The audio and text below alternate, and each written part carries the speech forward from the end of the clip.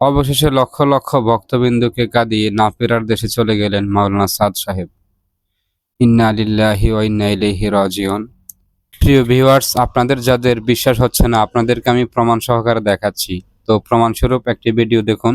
মাওলানা সাদ সাহেব রহমতুল্লাহ আলাইহি এই কাজ আর যে খানদান, তাদের খানদানের বহুত কোরবানি আছে।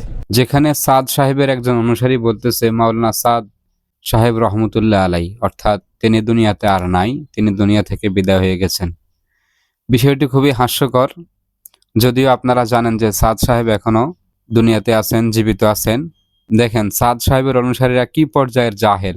দুনিয়াতে থাকা অবস্থায় কি বলবে সেটাও জানে না, আর দুনিয়া থেকে বিদায় হয়ে গেলে কি বলবে হয়তো সেটাও জানে না। এজন্যই দেখেন মাওলানা সাদ সাহেব রহমতুল্লাহ আলাই বলতেছে।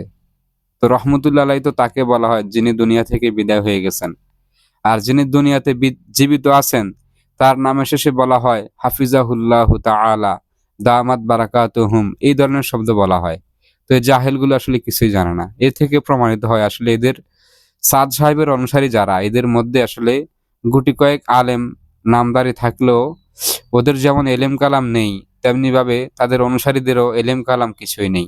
এখনো সময় আছে, অনুরোধ করব আলেমদের সাথে আসুন, আলেমদের সাথে চলুন। আলেমদের সাথে থাকলে নিজেকে অহংকার মুক্ত রাখতে পারবেন। আর যদি আলেমদের সাথে না থাকেন, তাহলে আলেমদের সাথে না থাকা মানে একটা অহংকার, যে আমি অনেক কিছু জানি, আমি অনেক বড়, আমরা কি কম জানি নাকি, এই ধরনের কথাবার্তা।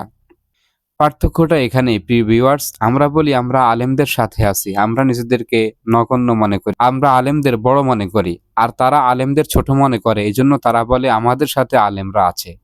আমরা বলি আলেমদের সাথে আমরা আছি, আর সাদ সাহেবের অনুসারী যারা তারা বলে আমাদের সাথে আলেমরা আছে।